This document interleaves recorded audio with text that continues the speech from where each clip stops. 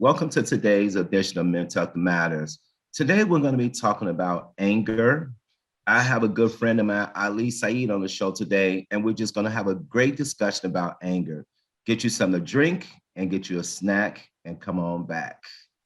So, good morning, Ali. How you doing this morning? I'm good, Jesse. I'm doing great. Thanks for asking and thanks for having me today.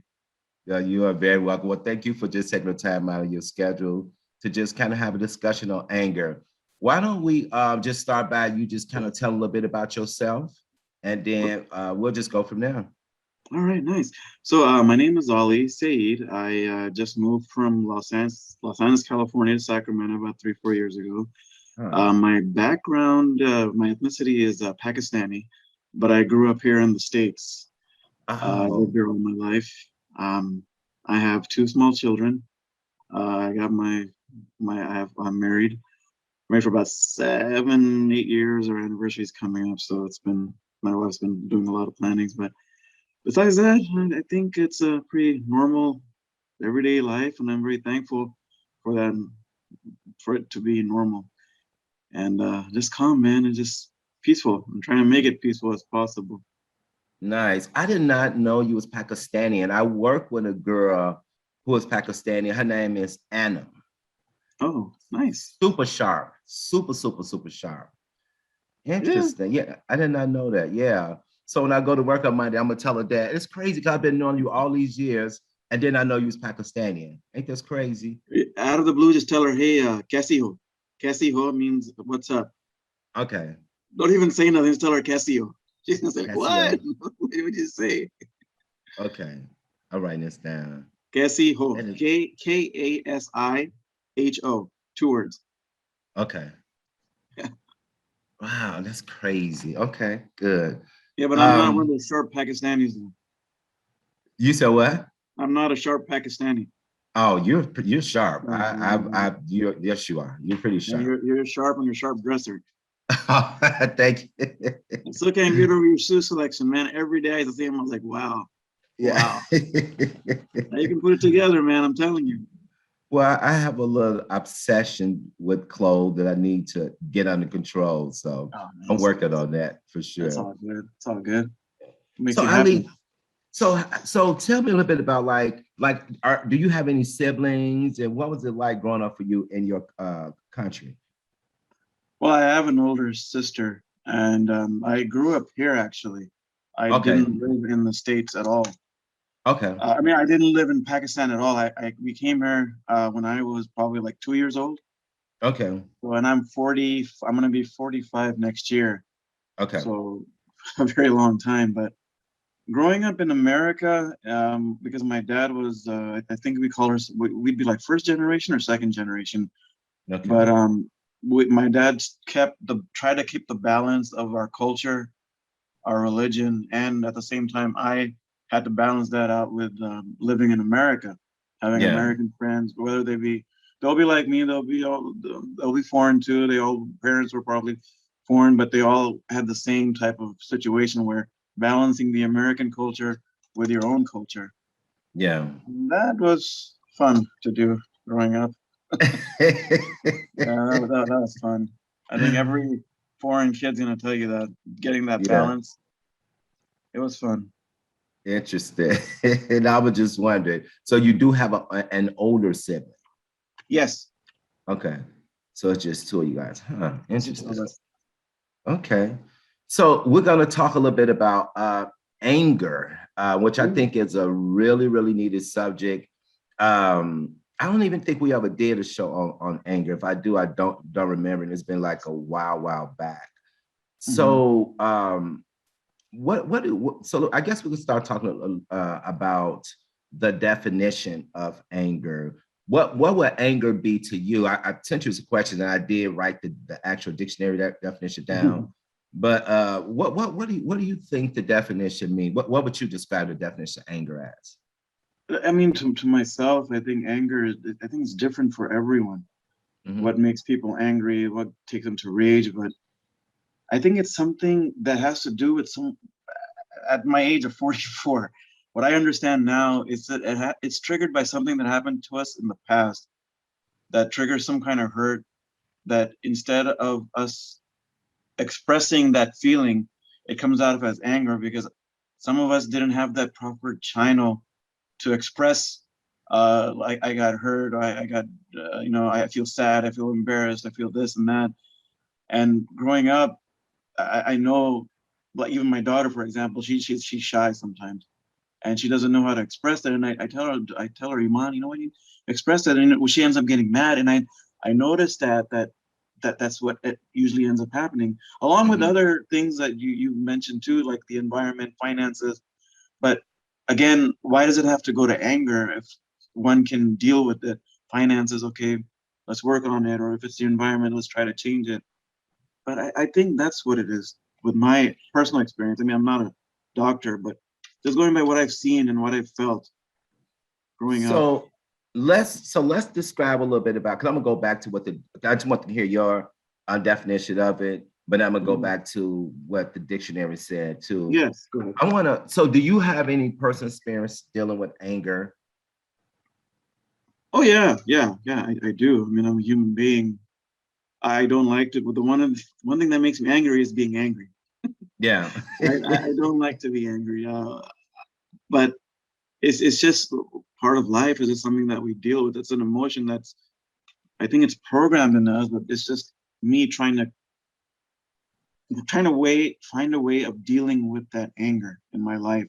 yeah, Like having children. I never was around kids. I have yeah, toddlers. Man, they drive me crazy. yeah, They can drive you crazy, and at the same time, then you're balancing. Then you have your wife. She has yeah, her needs. She wants to discuss things, and you have kids. But some in the beginning, I used to get angry. I'm like, hey, you know what? Don't do that. Do that. And I get angry, and that would sometimes go over to like my relationship with my wife.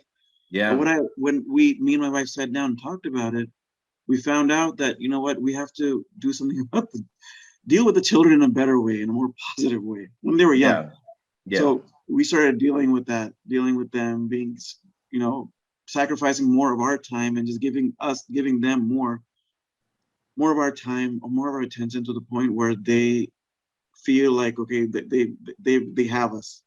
yeah, And that did help. And yeah, that did help with me, my relationship with my wife. Once the kids were calm, that anger that was being triggered was being controlled. That, you hmm, know what, we don't need to yell. And now it's to the point where me and my wife hardly, it'll be yelling for stupid things, but yeah, it's not crazy. And it'll be like yeah, my kids will, like one time if I'll scold them, they'll just look at my face. I'm like, what did I do? Well, Dad, you're yeah, talking loud. I'm like, yeah, oh, okay, I'm sorry. But yeah. I think you really raised some valid points and sharing your story. You know, people can be triggered by anger for different things, and it's different for everybody. I think one thing is with relationships, regardless of what type of relationship it is, could be between a son and a daughter. Uh, up to about, I'm sorry, a mother and a son, or a father and a daughter, or friends, spouses, co-workers. Any relationship is going to have those challenges where things come up, and you're going to be forced to either deal with or allow the emotional side of you to be flustered.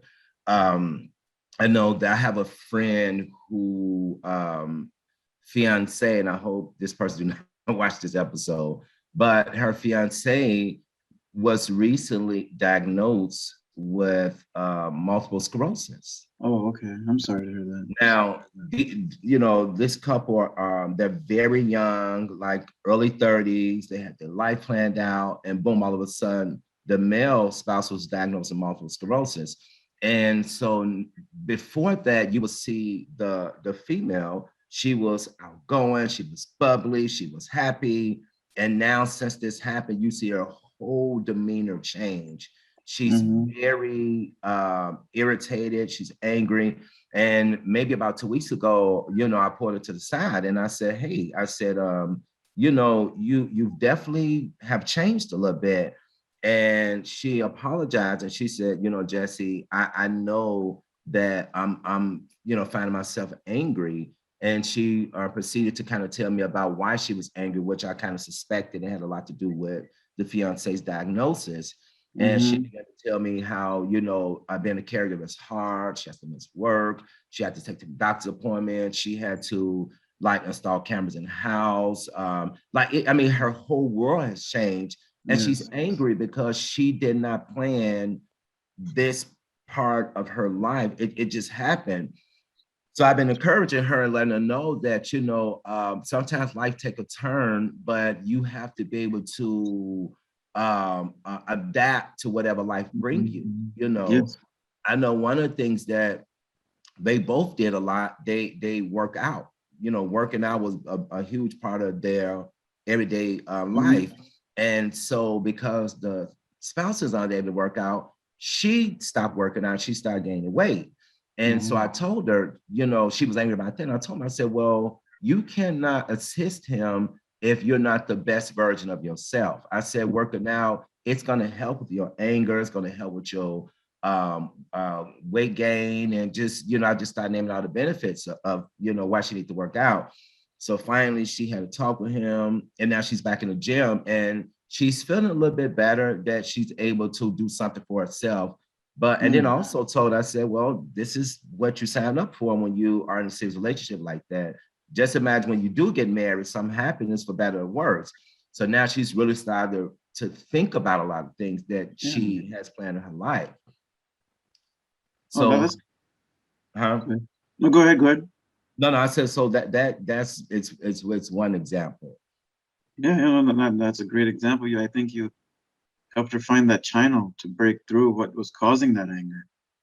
And Yeah, that's what it is. There's always something behind the anger, to what I've seen in my life, that yeah, causes that anger. And it shouldn't go to that anger level. And it's after anger, then people go through rage, road rage, whatever it is. But if we, like, I try with my daughters, helping her express her feelings. I'm starting yeah, her now. Like, she gets quiet, I'll tell her, Iman, what is it? What's bothering you? What is it? What do you want to say? What do you want to feel? And honest to God, it's working. There's a crack in yeah, the shell, and she's just a small little example of how I think if we look into it as adults, it can help us. I mean, there's always a cause to that, to yeah, what the anger is. And like with your friend, I'm happy to see that she's pulling through and she's moving forward with her life, and that yeah, happiness will last forever. And it's overcoming that obstacle. Other avenues definitely will open too, because you just conquered something. Now you're going to be able to conquer other things in life. exactly. Yes, That's that's awesome, exactly right. man. That's awesome advice you gave her. Man, you're Yeah. awesome. Thank you. Thank you. I am awesome now. You are. You are. uh, so I'm gonna read the dictionary definition of anger. It says anger is a natural instinctive response to threats. Yeah. Some anger is necessary for survival. For Mm-hmm. survival. This particular definition really stood out to me because I thought about being an African American male. As you Yes. know, if you look at the news and seen the past, just the police brutality.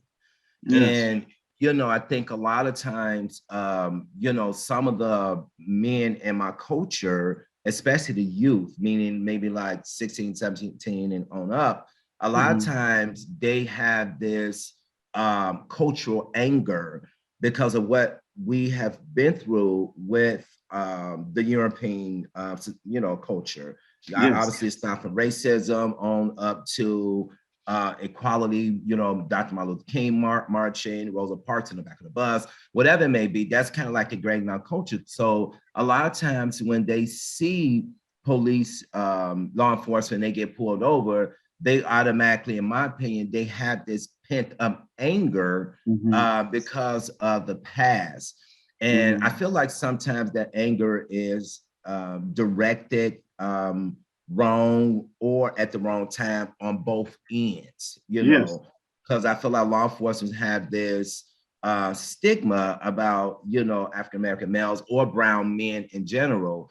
And sometimes they, because I have a few friends that are in law enforcement, and some of the training that they tell me they go through, I feel like that kind of set them up to respond in a certain way instead of pulling somebody over and asking them or treating them like they would treat a white, our white Mhm. counterparts. Yeah. And so what I did was I've tried to educate, some of the Black youth men in my family, or if I see other brown men, whether they're Latino, Mexican, to just really try to teach them how to respond in these situations. And so I think it's really needed and really helpful to educate people on how to target that anger or control your anger. Exactly. Yes. Um, so what do you got to say to that? I mean, I myself, and I'm Pakistani and I'm Muslim.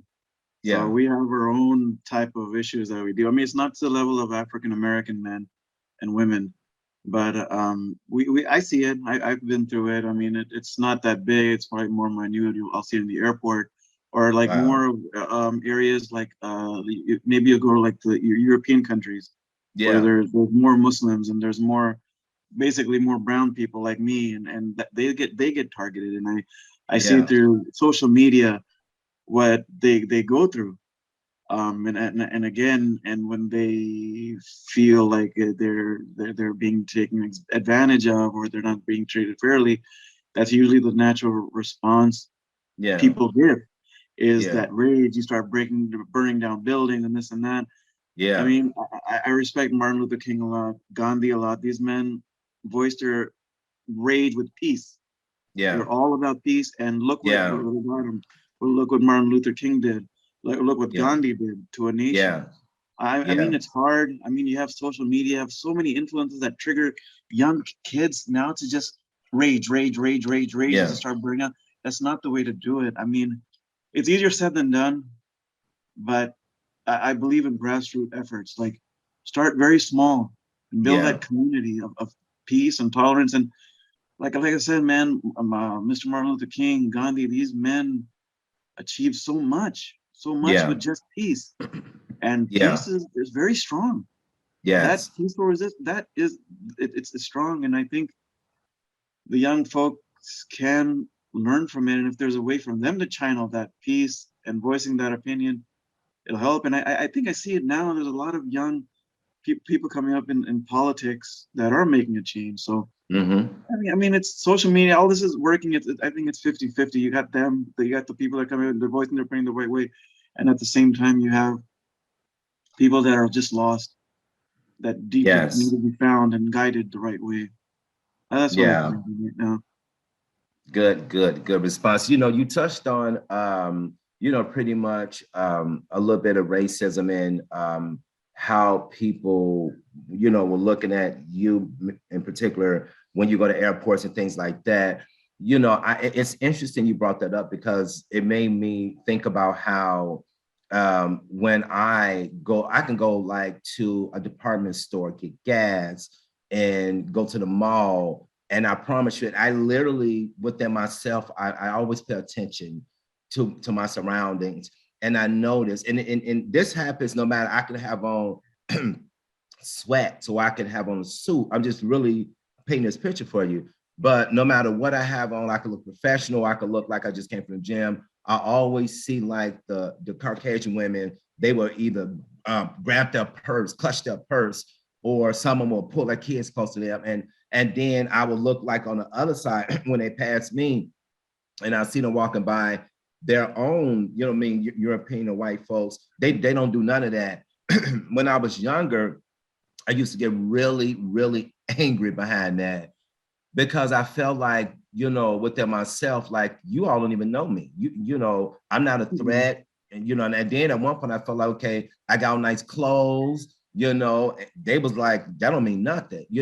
But as I got older, I learned that that is their issue, not mine. And I truly, truly, truly had to do some self-talk and self-reflection and really control it was inward anger. It went out with the inward anger I had in me. And Mhm. so so that's something that I once again I try to teach, people of color to really know how to respond, know your audience, know the people you're dealing with, know the people's out there, because a lot of the issues, could be projected onto you if you allow it to be, if that makes sense. No, that totally makes sense. I think that you're touching on like being, I mean, I don't want to call it being self-conscious, but Yeah, just like you said, being aware and how you want to be, how do you perceive yourself around other people? I mean, I if you look at me, I don't I have a different the way I look. I shaved head. I got a big thick goatee. I look yeah, sometimes it just looks a little bit intimidating. But when I talk, I mean, it just comes across. I mean, this guy's not no thug. But usually, what I get is when I'm especially growing up, that it's like what you had, that people just look at you. I mean, is this guy gonna come and rob me, or is he gonna right, do exactly. something to me? This guy's a thug. Is he a gangster? Is he a cholo? I mean, but that did happen to me too, but it's just like what you said. You just have to change your perception of yourself and how you think of yourself. People will always think, they'll always have their opinions, but if you know who you are and what you carry, I mean, I'm trying to do that. I've been doing that, and it does work. Just finding out what you carry to this world, and that just makes you more positive. And sometimes that energy, I believe in energy. That energy flows, and they feel Yeah, that. Like when you walk, when I see you, when you walk, you have that energy, and that energy flows, and it's yeah, positive. People pick up on the yes, positive energy. You know, I mean, yes, whether you're African American or if you look like a thug or cholo, but I notice some they are, but the ones that do, they have that positive energy. You feel it, and you go, okay, you know, hey, the guy seems cool. That's where people yes. get that cool. I think, Yes, yeah. that's absolutely correct. One of the things I learned too is it's kind of like,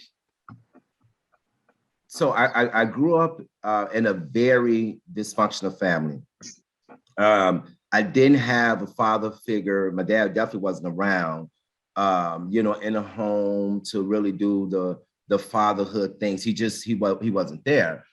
What I realized, and this is a true story, and maybe about, I will say maybe about in 2015 to be exact, I started to realize that a lot of those childhood traumas, his lack of presence in my life, actually caused me to be angry. And that trickled down to some of the relationships that I had in the past. I didn't realize that I had such deep hatred and anger for this man for not being there. And I didn't even know it. Like his name was a trigger for me. Instead of calling him dad, I would call him by his, real name, while my other siblings would call him dad. And I didn't understand why they would call him that, because I'm like, he's absent. He was never here, and I had so much anger and hatred for this man. And I didn't realize that that shaped a lot of my previous relationship, because it's kind of like, I don't know if you heard the term when they say hurt people, Mhm. and you cannot, in my opinion, you can't always, well, you can't give somebody something you don't have. So, for example, if I am a very negative, drama filled individual, I can't really advise you a piece when my life is always chaotic. I can't give you $1 million if I don't have it to give. And I started to really do a lot of soul searching and realize like that a lot of my past relationships suffered because things that was going on in my childhood. And so in 2015 I had to rectify that situation, and I ended up going to see this man very reluctantly. But when I got there, I felt bad for him because, he was pretty much poor. And I'm looking at this man like, wow, you missed out on a lot of my life. I felt like I, was, successful, but I felt bad for him, and, really tried to move from there and just help him out financially about furniture. And even after all that, I haven't talked to my father, my biological father, in a very long time. It's just not, that connection is not there. And so I'm okay now. I don't hate him. I don't have anything against him, but he is one that is not on my radar. I'm not going to just pick up the phone and just call him, hey, Dad, how you doing? Because the relationship is not there. But I realized, in 2015 that I had all those issues that stem from him not being in my life. Oh, okay. I'm sorry. I'm getting a message from Nicole RG entered. I know, I let her in. Oh, okay. I don't know how it works. Yeah. Okay. So I'm sorry to cut you off like that, but that's in a way. I think what I see is that you got your closure, Yes. that closure Yes. with your father. But uh, I mean, I don't see myself one to advise you, or I mean to that level of what you've been through, because it's it's big what you've been through. It's tough, what I'd like to Yeah.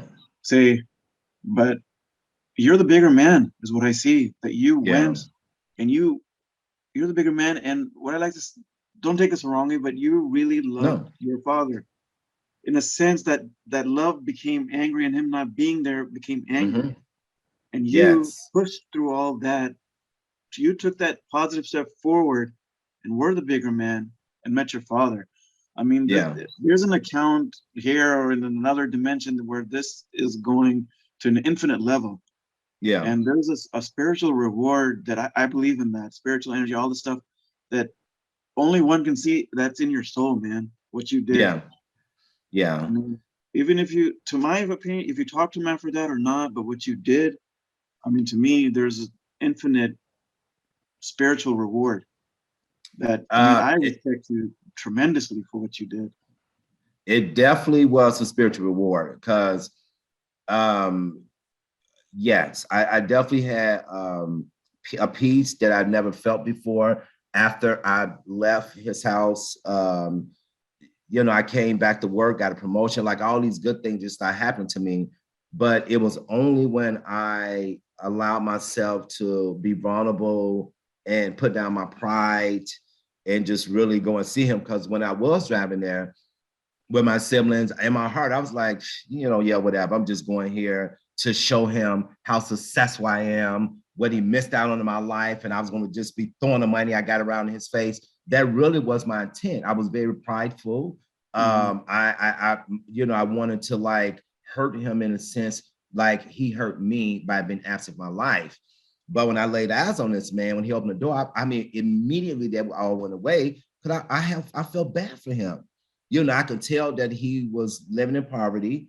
I like just the environment he was in. And I'm just like, man, but that's the human side of me. It wasn't so much of him being my father. It was me being a human, and my human emotion kicked in and was looking at this man like, wow, And so I ended up going to talking to him for a while. He started crying. I started crying. My sister started crying. His wife started crying. And I ended up going to Chase Bank, the ATM, and I went and got like $500 out. And so when I got back, I sold for a little bit, and I put him in the kitchen. And I just gave it to him, gave him the money, and he started crying again. And just, but that was more, I don't know. I think it was for the both of us, but I think me going in there was more about me and not him because my intent, my Mhm. motives was not right. It was more to try to hurt him by showing him what I got and what he missed out on. So Yeah, that's awesome, man. You see, your what I see is your good energy overtook everything that was negative, and you pulled through with goodness, and that you pulled yeah, through with good energy, man. And that energy carried forward to your father and however your relationship, I don't know, but you created that bridge, and it's there. I believe he knows that too. That you know yeah, what, I have a good son. My son did this. And yeah, I give it up to you, man. That's a lot of respect. A lot of people cannot do that. I mean, yeah, I'll hold back on some things too, what people did, but you've been through, man, nothing but respect. Respect to you. yeah. Thank you. I know I met this doctor in 24-hour fitness, maybe about like 7 years ago. And I was actually trying to get her to come on the show. And so that was about 5 years ago. I was trying to get her to come on the show. And we were talking and stuff and just having a conversation. And she was telling me about her childhood. And she was just really like talking bad her dad. And so I'm trying to really tell her this story and just like, you got to just, overlook it and forgive him. But she was not trying to hear nothing.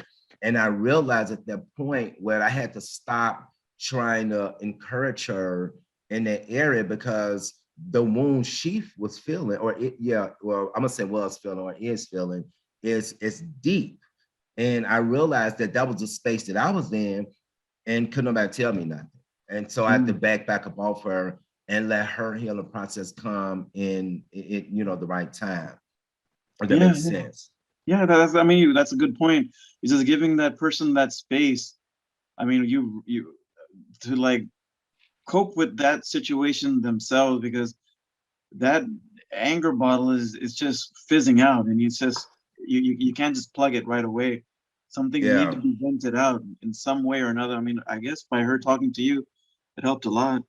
Yeah. But maybe, Yeah. I don't know if you see her again, but you might have triggered that one bridge. You probably shared that energy that maybe helped her connect with whoever her loved one is, and that must have been, hopefully that a positive ending came to that, or something positive came out of that. Yeah. I'm And, hoping so. I haven't talked to her in a while, but I'm definitely hoping so. I want to talk a little bit more about the different causes of anger. mm, Um, Environment is definitely one of them. I have, we talked about the finances, being hurt by a loved one. In my case, that was, the trigger for me. And being treated unfair in the workplace is huge. oh, that's huge. That's Yeah. huge. I want to touch on the finance part. You kind of brought that up in the beginning of the interview. Yeah. What I see or what I have observed around different people is a lot of times people will associate their happiness or well-being around their finances, which I think to a certain extent finances do make a lot of things better in our lives. But I also know that if people, like for example, I've been in situations where this actually was just recently, this was actually just um Wednesday. I went over a friend's house, and him and his girlfriend was there, whatever, and they would talk to me about some tennis shoes that was $300, and so the girl was unable. The girlfriend was not able to afford the tennis shoes, but her Um, boyfriend was able to afford them. And I saw her, just throughout their interaction, she was very. I felt that she was very angry at him that she couldn't afford the tennis shoes, and she also wanted him to buy her pair. So I was telling them both of them, I'm like, well, I'm not going to spend $300 on no tennis shoes. It's just not going to happen. And so they was like, oh yeah, all the old people say that and blah blah blah blah. I said, well, we're not too much difference in age. Now let's make that clear. We're not too much different in age, but for what's the point? And I thought it was interesting throughout my stay. I think I stayed like an hour and a half. The girlfriend, she was really angry at her boyfriend because she could not afford these shoes. yeah. And so I think we see that a lot when it Yes. comes to finances, so to speak. Def- Definitely. Definitely, man. I mean, growing up, even if it's my parents or just friends, I think it's that needs and wants. If it's a couple, we prioritize our wants separately and our needs Yes, separately. Like for yes, both of them, $300 tennis shoes was a want that they have. yeah, And do you need that? No. And how they prioritize that needs and wants, that is that trigger point for that yes, relationship. yes, It'll be like a husband, I'm gonna go buy a boat. And the wife's like, no, we got to pay a mortgage. And he'll think, no, you know what? I can probably postpone the payment. I'll get a check or I'll do something. But you can't. I mean, that's some way you got to meet halfway and trying to find how can we prioritize and balance our needs and wants. Because if it's always going to go off the scale, off the charts all the time, that it's going to trigger something. And that trigger is just going to go into that teacup, and the cup is going to be full, and it's all over the ceiling, man. yeah, And growing up, I saw that. I mean, when my parents, yeah, I mean, we had times that we struggled. Sometimes my dad wanted something and my mom wanted something. And growing up, I saw their arguments that came out of that yeah, because of their needs and wants. And it it's pointless. It is pointless. But at that time, I used to think like, why do they need to argue about that? Why can't they find a solution to that need and to Yes. that want? Why does he want to fix up his Bronco, and why doesn't my Yeah. mom let him do that? Yeah. Or those type of issues. I think Yeah. that's what it comes down to. That the trigger becomes that need and want. Who's going to do it? And who's going to sacrifice?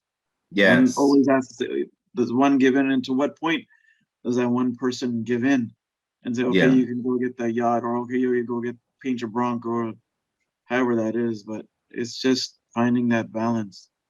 Yeah. And I think what you're saying is definitely true. It is about finding that balance, knowing the difference between your needs and your wants. I know for myself, I would never allow myself to get in a financial situation that I know is not feasible for me, or get in a financial situation that I can't afford.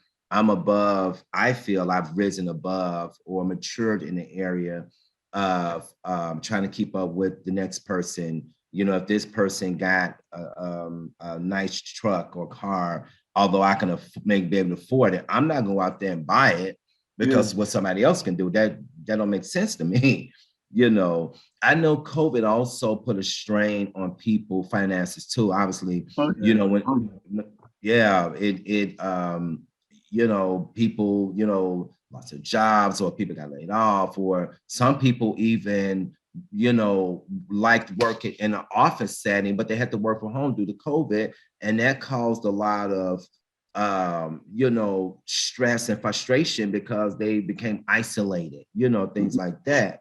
Yeah. So it's good to know yourself and your boundaries, and know your triggers, so that you can be able to do the necessary steps to control it, if that makes sense. Let's talk a little bit about being treated unfairly in the workplace. I know that's something that I know I've struggled with that in past employers, coming in a place where, you know, where there was in my opinion, I just call it a lot of sharks, where you have people who backstab each other and, always going behind your back and things like that. When I worked for a company where I was a director, it was like, so I would name San myself up housing, for example. That was, to me, that place was it was a shark place, and I end up quitting because of my boss, Yeah. but I had never worked in an environment like that, where everybody was just so like power struggle and power hungry, and there was no team effort, no collaboration, and everybody would just stab each other in the back. And I had never, ever, ever experienced something like that to that degree, which is why I left. My mental health was not at its best, because I would Yeah. hate coming to work. Then I would come home thinking about the job, and I have to go back the next day. And, so that was really challenging. I think a lot of people go through things like that in the workplace, and for those who are in positions of power, it is really, it's good that they really think about how they treat the people under them, so to speak, if Yeah. that makes sense, because that stuff really affects people's mental health. What do Hmm. you think about that? No, I think you have a great point, and I want to touch on when you told me that your recent job that they gave you a mental health day, and I Yes. think if nowadays that I mean it's great that you even got a bonus, but that mental health day, I mean Hmm. that's tremendously precious. That is the big I can't hear you. Okay. just understanding that you know what you my employee. I know that there's days that are gonna be tough. I'm gonna give you this day just for Yeah. you to recuperate, get Yes. better, get back on track, and just come back to us. And when companies offer that respect to their employee who does that 9 to 5, puts up with maybe they have a bad supervisor, a bad manager, but they Yeah. know that higher ups have that. But when that collapses, like when the frame collapses, the higher ups don't give a damn, the supervisors don't give a damn. that's when you will start seeing problems at every level. And Yes. that becomes problematic. That's when you see people at workplace going crazy, telling people off, or you know what, going after happy hours until having a little drink, they get totally drunk because they don't know how to balance that workflow and that work energy. And I believe that there should be something done at a government level where a certain amount of employees they should get that mental health days, and they should give more to their employees besides raising the minimum wage. Working with that fact that yeah, give a mandatory mental health day, or Yeah. give them more perks of just understanding that you know you have 200 employees. I mean, you're not going to get to everyone all the time. Just break it Yeah. up and just start offering more. And I think Yeah. that the first step is what your company's doing. That mental health day, I was thinking, I was like, wow, man, that's freaking awesome. I mean, it's a good step. It's that grassroots step that I think goes so far. I mean, I'm going to think about my next job and say, you know what, if I ever get an opportunity, we should do that mental health day. We should Yeah. be proactive with our employees and, you know, just make them happy because they're bringing you money, making Yeah. your business better. Yeah. That's exactly right. Yeah, this agency I work for, they're very employee centered, client centered driven, but they also employee centered and driven. And they are always sending out surveys. You know, they want the employees' opinion on how they can improve with morale, how they can improve with, you know, make change in organization. They're taking these answers back to the board of directors. I mean, this is constant. So they are definitely in tune. You know, I know one year they just gave people raises, just not the annual raise. They just, I don't know, it just gave people raises. Some positions they added $2 or more an hour on to the, you know, hourly rate. I mean, it's just ongoing with this company. So that's why I so enjoy being here. You know, Yeah. another thing I noticed about how good your job is that Hmm. you text when you check up on me because you're Hmm. so content with how you. I mean, this is what I see that you're so happy with one thing that okay, you know what? Hey, Ali, how you doing? I mean, it'll be Yeah. like what you would do that, and Yeah, I do. whatever position you're in, I know you're in a management level or above management, but you Yeah. have a lot of responsibilities. But what I'm Yes. seeing is that they're giving you so much peace of mind that you know what Hmm. I can touch bases with Ali. Hey Ali, how you doing? And I used to Hmm. get that stuff. I'm like, you know what? That's so awesome. I used to tell my wife, you know what? Check this out. You know, he is whatever he's doing, he's taking time out, and Yeah. whatever your company's doing, they're pushing that positive energy to their employees. They're getting it Hmm. back, and I'm pretty sure that helps them become like an octopus, where they get dip their tentacles into everything and just help out with whatever they can. And Yes. that's what I see, man. It's totally awesome. Absolutely. Thank you. That's absolutely. That is what I do. I like to check up on people, and you know, even if I'm not interacting with them every day, you know, you kind of keep some people on your radar. Just kind of check in, see how you can do it, how they're doing, how you can support them, and just, you know, different things like that. You know, so some days I may need to vent, and you know, so you Yeah. know, I try to do that for sure. But what I'm trying to say, another thing I'm trying to make a point is that your workplace environment is positive. Yeah. Positivity is allowing you to do other positive things. So Yes. they're in a way, what your company structure is, they're avoiding people to go to that angry level or that Hmm. hateful level or hating someone and just moving forward. And that I think it's showing. Yeah. Yeah. Absolutely. Mhm. Absolutely. Absolutely. Let's talk a little bit about the signs of anger. I'm just going Mm. to name a little bit off. Well, no, I'm going to ask you what are some of the signs that people are angry, if you could think of any. Oh, they stop talking. First, it'll be just some people will just get quiet. They'll start thinking. They'll Hmm. start boiling inside. Oh my God, this is happening. They'll if it's a workplace, they'll show it in their work. Uh, Uh-huh. they'll Yes. do like a lot of half-ass things that they do. Yeah. They'll try to put other people under the bus. If we'll Uh-huh. talk about just the workplace, they'll throw other Yeah. people under the bus. They'll be very resentful. They'll always talk about the negative things in people's lives, or they'll try to purposely pick trigger points in the other person. If you want to go to a relationship, they'll start Yeah. picking trigger points, or they'll purposely make the other person's day very bad by just Yes. finding those triggers because they know the other person so much. Yes. That's one of them. Then, God forbid, I mean, some people take it to another level where it gets violent, and that Hmm. violence Yeah. is what you don't want to see, where it's physically hurting. So, and I think physical and mental, it's about the same. It is the same. You don't want to Yes. be abused in any way because someone's lack of being able to control or channel their emotions. So I think those are a couple of minds that I've noticed growing in my 44 years on this planet. Yes. Absolutely. One of the things I got listed is hurting others either mentally, verbally, or physically. And I think those are key triggers or signs to noticing anger in people. I know one of mine's when I felt like when I didn't have my anger under control was definitely hurting people verbally first, then mentally, and then it would escalate to physically, 100%. And but I was hurt. At the time I operated and hurt. I didn't know I was things was that bad inwardly within me. So I would just go on the attack, just verbally to do it mentally. It was a mess.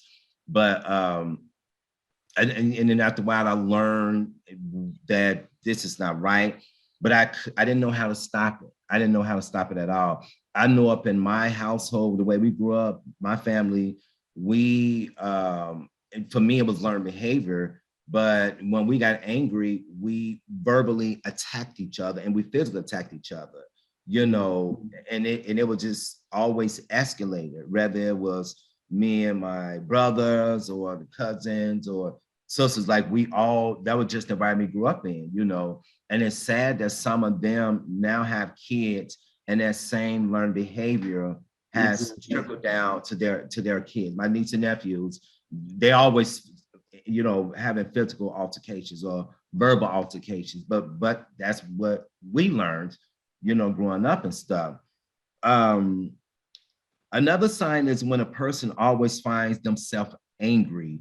And that is something that I've noticed with people. How can I put this? People that I've had a few people close to me that this one particular individual was always angry. No matter what they did, they wake up angry. They went to bed angry. And it's just, and then I know some of my other friends will come around. They will be like, "Well, why is he always angry?"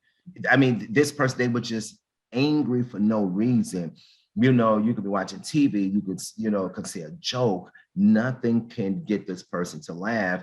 And from there, I actually, that individual actually caused me to stop paying more attention to my actions because when I started really observing him, like being like extremely angry and aggressive with his words, and I started to think to myself, like, man, I don't want to be like that. I don't want to come off like that. And even when I did get upset, I start to really monitor um, my behavior. Is my words cutting sharp like a knife? Am I being antisocial? Am I isolating myself and things like that?